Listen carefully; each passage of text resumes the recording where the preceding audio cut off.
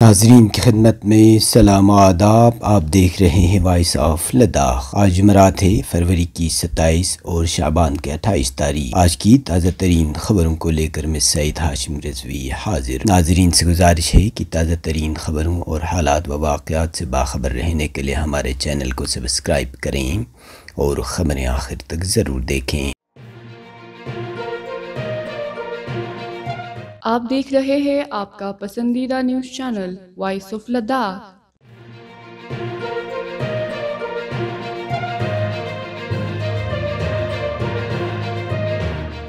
Chairman و chief executive councillor Kargil doctor Mohammad Jafar Akhoon نے CBSE اور Jammu Kashmir board of school education کے جاری امتحانات کے حوالے سے کونسل سیکریٹریٹ میں ایک اجلاس کی صدارت کی۔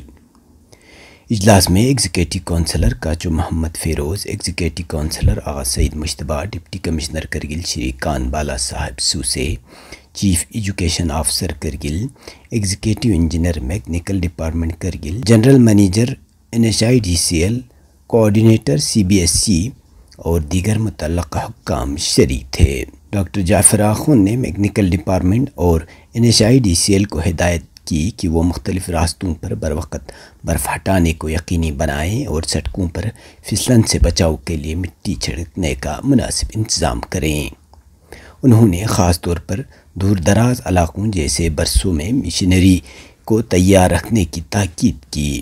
مزید برآں CEC نے مختلف سب ڈویژن میں برف ہٹانے کے کام کا جائزہ لیا اور متعلقہ حکام کو ہدایت دی کہ وہ طلباء کے امتحانی مراکز تک پہنچنے کے لیے تمام ضروری سہولیات اور محفوظ راستوں کی فراہمی کو یقینی بنائیں۔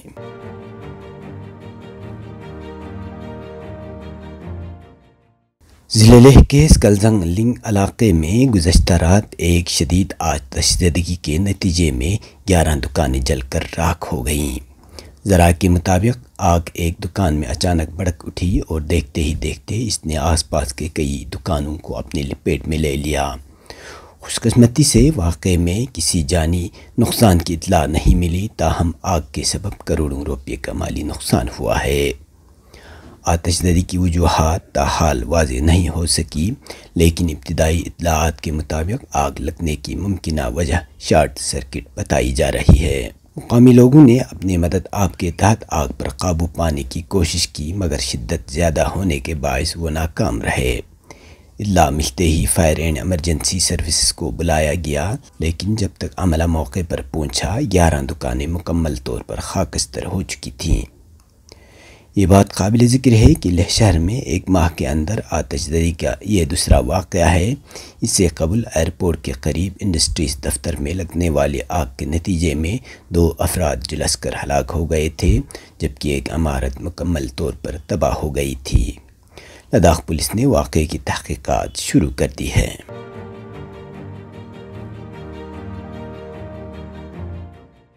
لداخ خود مختار پہاڑی ترقیاتی کونسل لیہ کے سربراہ ایڈوکیٹ ٹاشی گیلسن کی ہدایت اور ڈپٹی کمشنر لیہ کی منظوری کے بعد تمام سرکاری و نجی اداروں میں موسم سرما کی تعطیلات میں 15 مارچ 2025 تک توسیع کر دی گئی ہے۔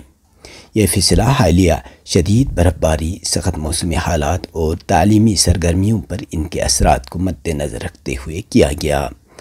قبل ازیں ہل کونسل کرگل کے سربراہ نے بھی اسی طرح کے موسمی حالات کے پیش نظر سرمائی تعطیلات میں توسیع کا اعلان کیا تھا۔ یہ اقدام طلباء اور اساتذہ کی سہولیت کے پیش نظر کیا گیا ہے تاکہ خراب موسم کے باعث تعلیمی سرگرمیاں متاثر نہ ہوں۔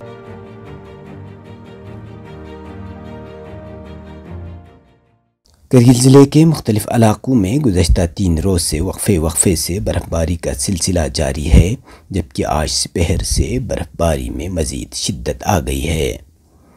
ہمارے نمائندے کے مطابق ضلع کے جنوبی علاقوں خاص طور پر سرو ویلی میں 15 سے 20 انچ تک برف جمع ہو چکی ہے، جبکہ بعض مقامات پر اس سے بھی زیادہ برف پڑنے کی اطلاعات ہیں۔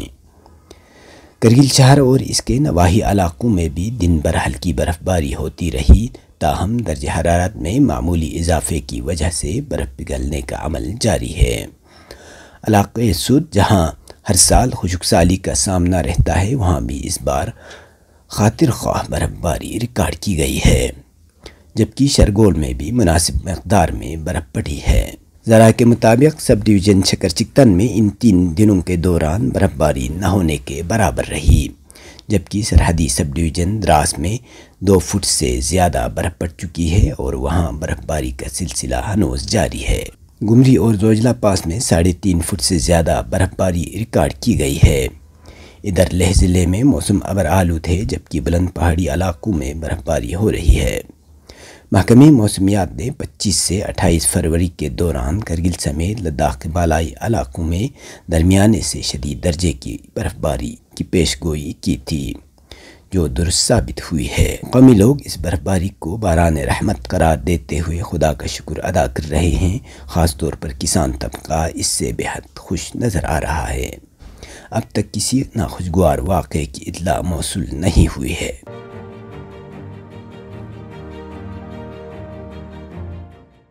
گزشتہ 24 گھنٹوں کے دوران مدلہ ابر آلود رہا اور برف باری کا سلسلہ جاری رہا۔ اس دوران کرگل شہر میں درجہ حرارت کم سے کم -3.6 ڈگری سینٹی گریڈ درج کیا گیا۔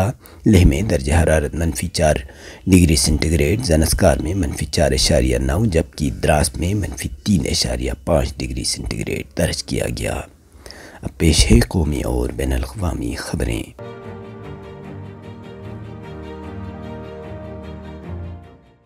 مرکزی کابینہ نے مشترکہ پارلیمانی کمیٹی JPC کی رپورٹ کی بنیاد پر وقف ترمیمی بل 2024 کو اپنی منظوری دے دی ہے، جسے 13 فروری کو پارلیمنٹ میں پیش کیا گیا تھا۔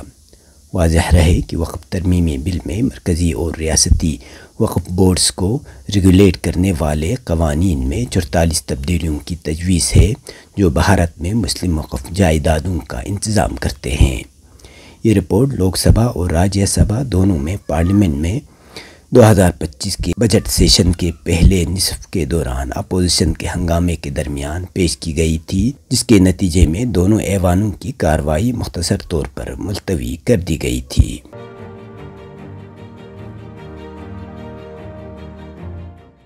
فلسطین کی مزاحمتی کمیٹیوں نے صہیونی حکومت کی جانب سے مسجد ابراہیمی کا اختیار صہیونی ادارے کو منتقل کرنے کی شدید مذمت کرتے ہوئے مسلمانوں سے ان اقدامات کا مقابلہ کرنے کی اپیل کی ہے۔ فلسطینی مزاحمتی کمیٹیوں نے ایک بیان میں تاکید کی ہے کہ ہم مسجد ابراہیمی میں اوقافی اتھارٹی کو صہیونی ادارے کو منتقل کرنے کے صہیونی جرائم کی مذمت کرتے ہیں۔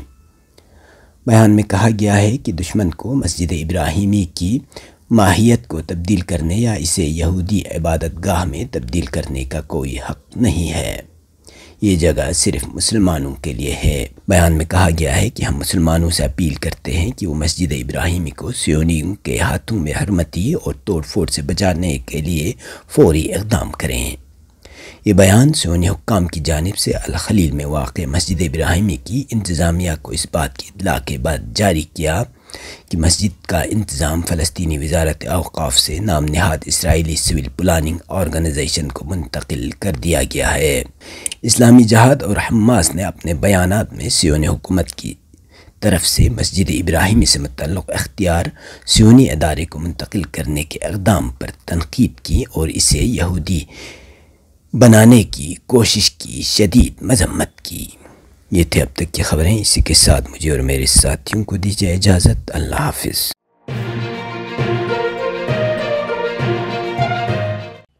مقامی، قومی اور بین الاقوامی خبروں سے باخبر رہنے کے لیے چینل کو لائک، شیئر اور سبسکرائب کریں، ساتھ ہی بیل آئیکن دبانا نہ بھولیں۔